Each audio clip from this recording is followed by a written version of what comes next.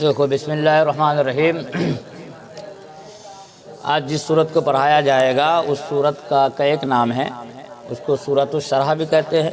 معنی سب کا ایک ہی ہوگا، نام الگ الگ ہے۔ سورۃ الشرح سورہ علم نشرہ اور سورۃ الانشراح باب انفعال سے لے لو، سب کا وہی معنی ہوگا۔ شرح کا معنی وہی ہے کشادہ کرنا، واضح کرنا، ظاہر کرنا۔ علم نشرہ کہا اس لیے کہ علم نشرہ سورت کی پہلی آیت ہے۔ علم نشرہ اب پہلے آیت کا پہلا کلمہ ہی ہے، اس کی طرف مناسبت کرتے ہوئے علم نشرہ رکھ دیا، یہ بھی کہا جا سکے گا۔ تو تین نام ہو گئے، سورۃ الشرح، سورۃ الانشراح اور ایک ہو گیا سورہ علم نشرہ۔ اس صورت میں 8 آیتیں ہیں، 1 رکوع ہے اور 27 کلمے ہیں۔ بس کاف سے کلمے کر دیا گیا اور 103 حروف ہیں۔ کتنے حروف ہیں؟ سورت شروع ہو رہا ہے علم نشرح لک صدرک، نشرح شرح یشرح فتح یفتح سے ہے۔ لم نشرح لم نفتح کو جن پر حروف جازمہ ہے، لم حرف استفہام ہے۔ لکا آپ کے لیے صدر من سینہ، صدر کا ترکیب میں نصرہ کا مفعول بہ واقع ہے، ٹھیک ہے؟ آپ کے سینے کو یہ معنی ہو جائے گا۔ علم نشرح لک صدرک، کیا ہم نے آپ کے لیے آپ کا سینہ کشادہ نہ کیا؟ یہ لفظی معنی ہو گئے۔ اب اس کو اصطلاحی معنی کرو گے تو مفہوم واضح ہو جائے گا۔ یعنی اللہ رب العزت اپنے حبیب کو کریم کے بارے میں ارشاد فرماتا، کیا ہم نے آپ کے لیے آپ کا سینہ کشادہ نہ کیا؟ کس چیز سے کشادہ؟ سینہ کو جو کشادہ کیا کس چیز سے، کس چیز میں، کس چیز کے لیے کشادہ کیا؟ یعنی علم و معرفت کے لیے۔ کس کے لیے؟ یعنی علم و معرفت اللہ تعالی نبی پاک کے سینہ پاک پر کیا کر دیا؟ بھر دیا۔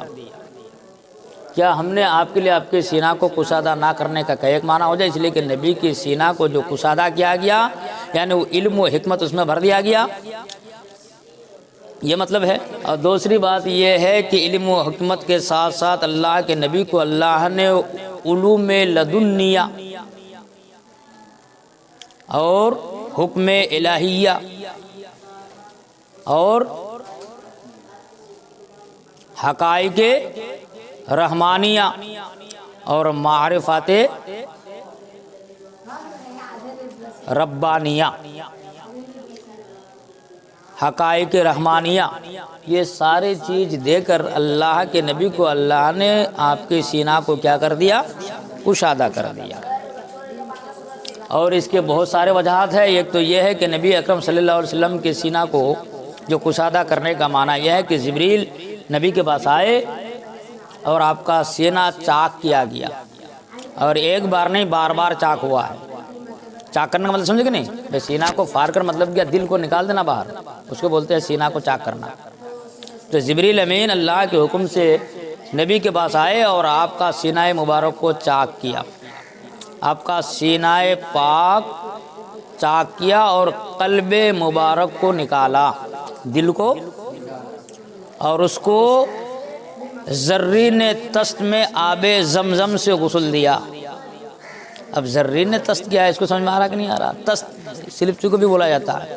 ایک برتن میں رکھا اور وہ برتن ہے زرین کا، سونے کا بنا ہوا کو بولتے ہیں زرین، جو سونے سے بنا ہوا ہو اس کو کیا بولتے ہیں؟ زرین تست میں آب زمزم سے آپ کا قلب مبارک کو کیا کیا؟ غسل دیا، اور نور و حکمت سے، علوم لدنیہ سے، حکم الہیہ سے، حقائق ربانیہ سے اور حقائق رحمانیہ سے آپ کے دل کو نور و حکمت سے بھر کر اس کو اس کی جگہ میں رکھ دیا۔ سمجھ میں آیا؟ تو جب اللہ کے نبی کے سینے میں سارے چیز دے دیا گیا، لدن کا لفظ بولا ہے، علم لدنی۔ علم لدنی کا مطلب یہ ہے کہ ایک تو اللہ کے خزانے میں علم ہے ہی ہے، اور ان کے پاس بھی موجود ہو تو یہ علم لدنی ہے۔ لدا کا ہدایت میں پڑھے ہو، ایک ہوتا ہے لدا، ایک ہوتا ہے اندہ۔ اندہ عام ہے اور لدا کیا ہے؟ یہ خاص ہے۔ جیسے کہ مال تمہارے پاس ہے تو تمہارے پاس موجود ہونا ضروری نہیں، ہو سکتا گوڈاؤن میں ہے، اور ایک ہے مال المال عندک، ایک ہے المال لدک۔ لدک کا مطلب یہ ہے کہ مال اس کا معنی بھی ہے تمہارے پاس ہے، تو یہ تمہارا گوڈاؤن کے ساتھ ساتھ تمہارے پاس وہ مال خود جہاں تم موجود ہو وہاں ہے، تو اسی کو بولا جاتا ہے علم لدنی کا مطلب یہ ایک ایسا علم ہے، علم تو کتاب میں ہے یہ بھائی، کتاب میں ہونے کا نام تو علم نہیں ہے نا، عالم تو اس کا نام ہے کہ کتاب کی پڑھائی تمہارے سینے میں آ جائے۔ تو اسی طرح نبی کے سینے میں اللہ نے علم و معرفت کیا کر دیا، بھر کر کشادہ کر دیا۔ بات سمجھ میں آ گئی؟ الم نشرح لک صدرک کا معنی کلیئر ہو گیا، کیا ہم نے آپ کے لیے آپ کا سینہ جو ہے کشادہ نہ کیا، یعنی نور و حکمت سے پور کر دیا، کیا کر دیا؟ وَوَضَعْنَا عَنْكَ وِزْرَكَ وَوَضَعْنَا عَنْكَ وِزْرَكَ، ڈبل واو آ رہا ہے، ایک تو مطلب کہ وضعنا وضع سے ہے، جمع متکلم کا صیغہ ہے باب فتح یفتح سے، فتحنا کے وزن پر، سمجھ میں آیا؟ اور یہ پہلا والا واو عطف کا ہے۔ ہم نے اتارا، وجع کا معنی ہوتا ہے رکھنا، اتارنا، اور ہم نے اتارا ان کا آپ سے، کیا اتارا؟ وزرک، وزرک کا معنی ہوتا ہے بوجھ، تو وزرک کا معنی ہو گیا آپ کا بوجھ، اور ہم نے آپ سے آپ کا بوجھ اتارا، اور ہم نے آپ سے آپ کا بوجھ اتارا، کیا مطلب؟ یعنی آپ کے اوپر جو بوجھ ہے اس بوجھ کو آپ سے ہم نے اتار لیا۔ یہ کون سا بوجھ؟ بوجھ کون سا بوجھ بھائی؟ آپ سے آپ کا بوجھ ہم نے اتار لیا۔ کون سا بوجھ اتار لیا؟ نبی پر کون سا بوجھ تھے؟ نہیں سمجھے؟ ہم نے آپ سے آپ کا بوجھ اتار لیا۔ نبی صلی اللہ علیہ وسلم پر کون سا بوجھ تھے جو کہ اللہ نے آپ سے آپ کا بوجھ اتار لیا؟ کون سا بوجھ؟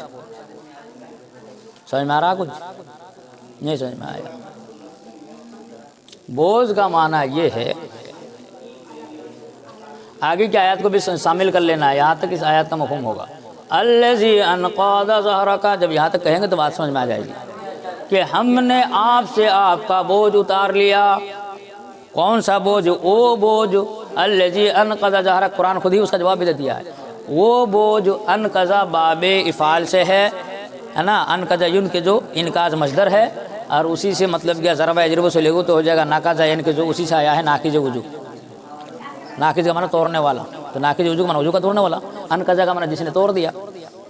تو الذی انقض یعنی ہم نے آپ سے آپ کا وہ بوجھ اتار لیا۔ الذی انقض ظہرک، ظہرک کا معنی ہوتا ہے، ظہرن معنی ہوتا ہے پیٹھ، کمر بھی اشارہ ہے اس کی طرف، ظہرک کا معنی ہو جائے گا آپ کی پیٹھ۔ تو ہم نے آپ سے آپ کا وہ بوجھ اتار لیا، وہ بوجھ جس نے آپ کی پیٹھ توڑ دی تھی، جس نے آپ کی پیٹھ توڑی تھی۔ توڑنا آیا کہ نہیں آیا؟ ناقض وجوہ کا معنی وجوہ کا توڑنا، انقضا کا معنی توڑنا آیا کہ نہیں آیا؟ نہیں سمجھ میں آیا؟ وہ بوجھ ہم نے آپ سے اتار لیا جو آپ کی پیٹھ توڑ دی تھی۔ آپ کی پیٹھ کون توڑ دی تھی؟ یعنی کفار۔ نبی اکرم صلی اللہ علیہ وسلم پر ایمان نہ لانے کی وجہ سے نبی اکرم صلی اللہ علیہ وسلم کو اس بارے میں غم رہتا تھا، یعنی آپ سے وہ بوجھ اتار لیا۔ بوجھ اتارنے کا مطلب ہے غم اتارنا۔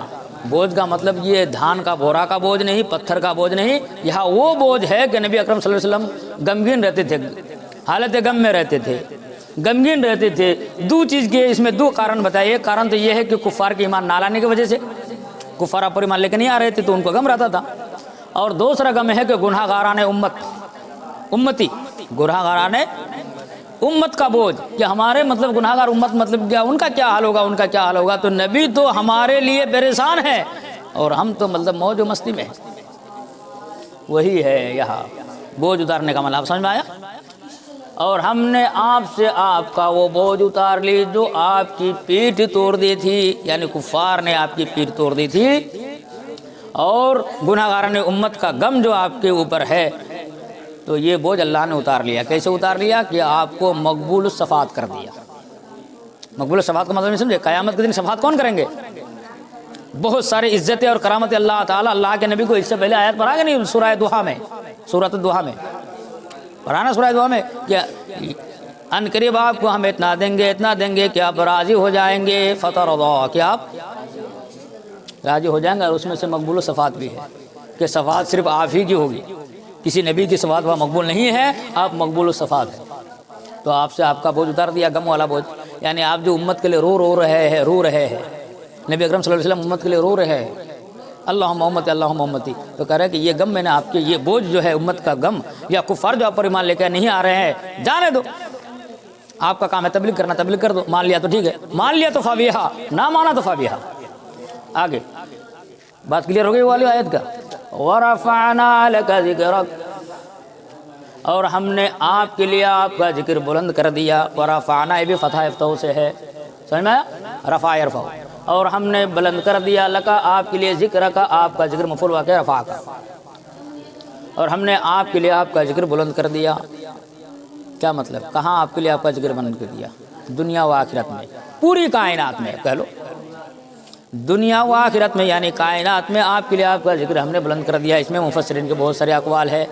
آپ کے لیے آپ کا ذکر بلند کرنے کا معنی تو ایک یہ ہے، جیسا کہ قتادہ کا قول ہے کہ آپ کے لیے آپ کا ذکر دنیا و آخرت میں یعنی کائنات میں کیا کر دیا، یعنی جہاں میرا ذکر ہوگا وہاں آپ کا ذکر ہوگا، کائنات میں بلند ہوگا نہیں ہوگا، جہاں میرا ذکر ہوگا وہاں آپ کا ذکر ہوگا۔ اور سید المفسرین حضرت عبداللہ ابن عباس رضی اللہ تعالیٰ عنہما سے ارشاد ہے کہ نماز میں، تکبیر میں، تشہد میں، ممبروں پر، خطبوں میں آپ کے ذکر کے ساتھ ہمارا بھی ذکر ہے، میرے ذکر کے ساتھ آپ کا بھی ذکر ہے، اللہ کے ذکر کے ساتھ ذکر ہے کہ نہیں ہے؟ بے نماز میں ہے کہ نہیں ہے؟ محمد رسول اللہ کہتے ہو کہ نہیں کہتے ہو؟ تشہد میں اشہد اللہ الہ الا اللہ، یہ اللہ کا ذکر ہے، پھر اشہد ان محمد رسول اللہ، محمدر تشہد میں ہوا کہ نہیں ہوا؟ تو جہاں جہاں میرا ذکر ہوگا وہاں وہاں آپ کا ذکر ہوگا، یہ ہے آپ کے ذکر کو بلند کرنے کا مطلب، سمجھ میں آیا؟ اور ہم نے آپ کے لیے آپ کا ذکر بلند کر دیا۔ اس میں دو اقوال ہو گئے۔ یہ بات کلیئر ہونے کے بعد آگے کیا ہے؟ فَإِنَّ مَعَ الْعُسْرِ يُسْرًا، عسر کا معنی دشواری، یسر کا معنی آسانی، عسر عین سے دشواری کے معنی میں، اور یا کے ساتھ جو ہے یسرن، فعلن کے وزن پر بروزن سگلن، آسان ہونا۔ فَإِنَّ، ان حرف مسبب لفعل ہے، بے شک ہر دشواری کے ساتھ، یہ ہر کا معنی میں اس لیے لگا رہا ہوں کہ العسر میں الف لام استغراق کا ہے، سمجھ میں آیا؟ یا دشواری بھی کر لو پھر بھی چل جائے گا معنی، یا ہر دشواری لگا لو، بے شک ہر دشواری کے ساتھ بہت بڑی، ایک بہت بڑی آسانی ہے۔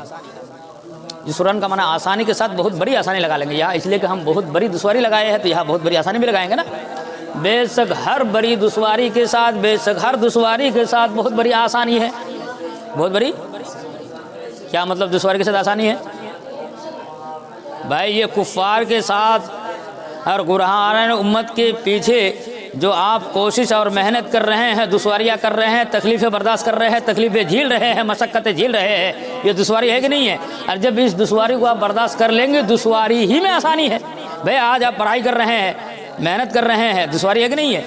ایک آدمی پٹوا کاٹنے گیا، پٹوا کاٹنے میں مطلب کہ آرام ہے نا، پٹوا دھونے میں آرام ہے نا، آرام نہیں ہے، دشواری ہے کہ نہیں ہے؟